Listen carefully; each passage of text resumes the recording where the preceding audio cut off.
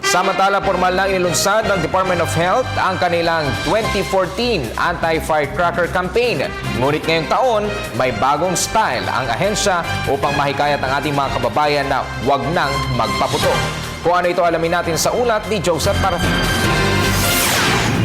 Ibang approach naman ang style ngayon ng Department of Health. Sa halip na takutin sa mga nakakarimarim na mga sugat at mga magpapaputok ngayong taon, dinaan nila sa mga batang ito na may mga bit-bit na turutot na pinatutunog at magagandang mga awitin para pansalubong sa bagong taon. Ito kasi ang binigyan din ngayon ng DOH sa temang mahalaga, ang buhay at iwasan ng paputok.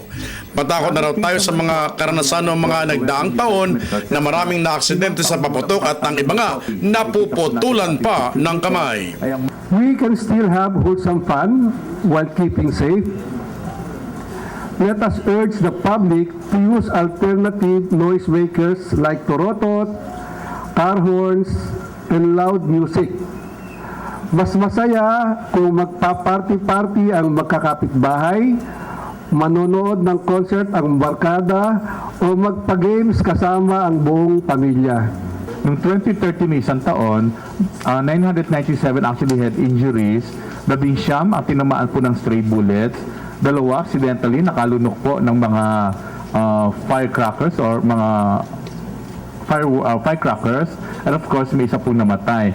Naniniwala ang iba't ibang grupong dumalo sa pagtitipon na malaking bagay sana kung talagang ipatutupad ng pulisya ang pagbabawal sa iba't ibang klaseng illegal na paputok.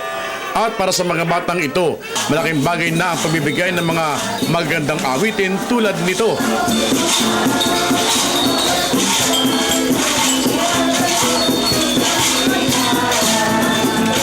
Sabay ang paingay ng kanilang mga turutot.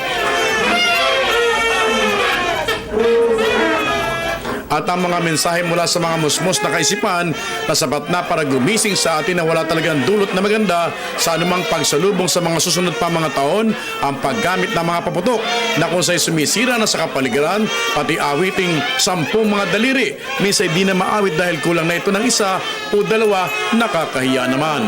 Huwag na po kayo magpaputok, baka po lalo pong mamaga. Iwasan na lang magpaputok. Para sa Telebisyon ng Bayan, Joseph Parafina.